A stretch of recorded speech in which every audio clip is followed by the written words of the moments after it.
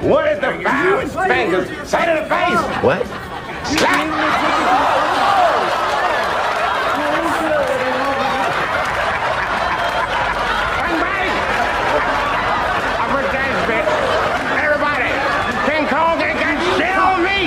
Let's set the scene. You're scrolling, doom, ads, doom, then suddenly a video appears, a grown man, chest puffed with internet confidence, mid-rant, mid-vomit of anti-Semitic talking points. He's saying the words out loud now, in public, in the real world, no anime avatar, no burner account, no mommy's basement buffering his delusions. And then, slap, not metaphorical, not rhetorical, not a debate, a clean, unmistakable, audible, physics-confirmed slap to the face. Cinema. Now before anyone clutches pearls and starts screaming, violence isn't the answer. Relax. No one died. No bones shattered. What broke was something far more fragile, the illusion that you can carry terminally online hate into the offline world and not meet consequences. And the reason it hit so hard, pun fully intended, is because of who it was aimed at. A groyper. Who are the groypers, really? If you don't live on the cursed side of the internet, groypers are essentially Nick Fuentes' fan club. Picture incel energy, Catholic LARPing, white nationalist ideology, and the self-seriousness of someone who thinks being edgy is the same thing as being brave. They brand themselves as America First, but what they really mean is, please notice me, Dad. They talk about tradition while having zero interest in building anything. They cosplay masculinity while being terrified of actual confrontation. They worship hierarchy but crumble the moment they're not at the top of it. Nick Fuentes is the messiah of this movement, a man who talks like a Bond villain trapped in a Twitch streamer's body. He spent years laundering anti-Semitism, misogyny and authoritarian fantasies through irony, memes and just enough plausible deniability to keep the grift alive. The groypers follow him because he gives them a story where they're secretly powerful, where their failures aren't their fault, where women, Jews, liberals, immigrants, and modernity itself are conspiring against them. It's resentment with a PowerPoint. And crucially, groypers are loud. They're not content whispering in Discord servers anymore. They want to be seen, they want to provoke, they want confrontation, but only on their terms. That's the key detail. The internet lied to them. The internet trained an entire generation of terminally online ideologues to believe speech exists in a vacuum, that you can say anything, anywhere, to anyone, and the worst that will happen is a reply tweet. Groypers live off that lie. They rehearse talking points in echo chambers where everyone nods. They get dopamine hits from likes and reposts. They mistake algorithmic engagement for public support. What they never practice is what happens when the audience isn't captive, when the target isn't abstract, when the words leave the screen and land in a room full of actual human beings. Because here's the thing they don't want to admit. Anti-Semitism isn't edgy debate. It isn't asking questions. It isn't free-floating philosophy. It's an accusation. It's a threat. It's historically loaded with real violence, real blood, real graves. And when you walk up to people and start invoking that history with a smug grin, you are not engaging in discourse, you are provoking reality. Reality responded with a palm. Let's talk about the slap. The slap itself is almost boring in its simplicity. No speech beforehand, no monologue, no say it to my face build-up, just action. And that's why it was so devastating.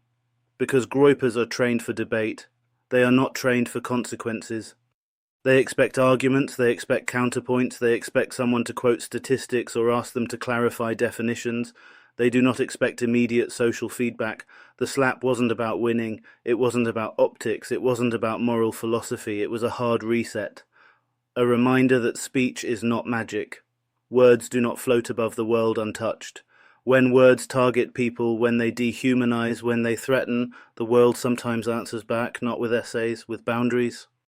Why it was so funny.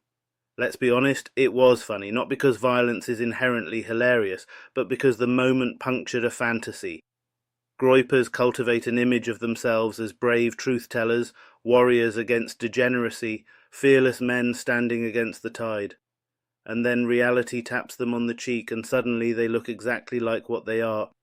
A guy who thought he was untouchable and discovered he was not. Comedy is about timing. about contrast, about the collapse of expectation. This was slapstick in the classical sense, a pompous character getting physically corrected by the universe. Buster Keaton would approve. The masculinity paradox. Here's the part that really stings for them. Groypers talk endlessly about masculinity, strength, order, discipline, honor. But masculinity, historically and culturally, has always included one core idea. If you run your mouth, you might have to stand on it. That's not barbarism, that's accountability. What they actually want is consequence-free dominance, the aesthetics of toughness without the risk, the authority of tradition without the responsibility, the right to insult without the possibility of response. That's not masculinity, that's entitlement. The slap exposed the contradiction. This isn't an endorsement of random violence. Let's be clear, before the usual suspects start foaming. No one is saying slapping people is a political strategy. No one is calling for street brawls as discourse. No one is arguing that physical confrontation should replace law or debate.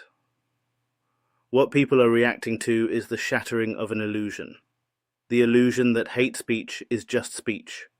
The illusion that public spaces are consequence-free zones.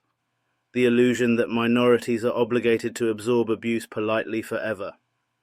Sometimes the world reminds you that social contracts exist, and when you violate them loudly enough, someone might enforce one manually. The aftermath is the real story. What happens next is always the same. Groypers cry victim, they scream about free speech, they frame themselves as persecuted truth warriors, but notice what they don't do. They don't reflect, they don't reconsider, they don't ask why their presence provoked that response, because the movement can't survive introspection. It feeds on grievance, it needs martyrs, every consequence becomes proof of conspiracy. Which is why moments like this matter. Not because they convert anyone, but because they reveal. They show the gap between online bravado and offline reality. They show how fragile these identities are when stripped of anonymity. They show that hate is not abstract to the people it targets. The deeper reason that moment landed is because it exposed a lie so many online movements quietly rely on, that reality is optional. Groypers and movements like them live inside a gamified worldview where points are earned through provocation, irony, and outrage. Say the worst thing possible, get attention, retreat into victimhood when challenged, repeat.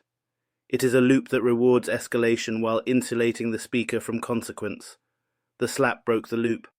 It dragged the interaction out of the digital arcade and into the physical world where points do not matter and bodies still exist. What made it jarring was not the contact itself, but the sudden loss of control. Online, groypers curate the frame. They choose the clip, the caption, the audience. In real life, framing is democratic. You do not get to pause, edit, or spin in real time. You either stand on what you say or you collapse under it. That loss of narrative control is terrifying to people whose identities are built entirely around performance rather than substance. There is also a deeper cultural fatigue at play.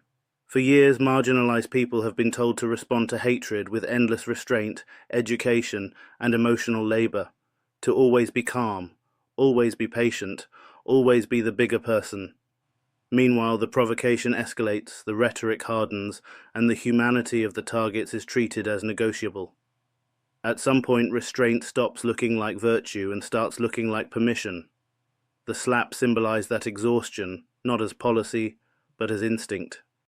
It also punctured the myth that hate is purely intellectual.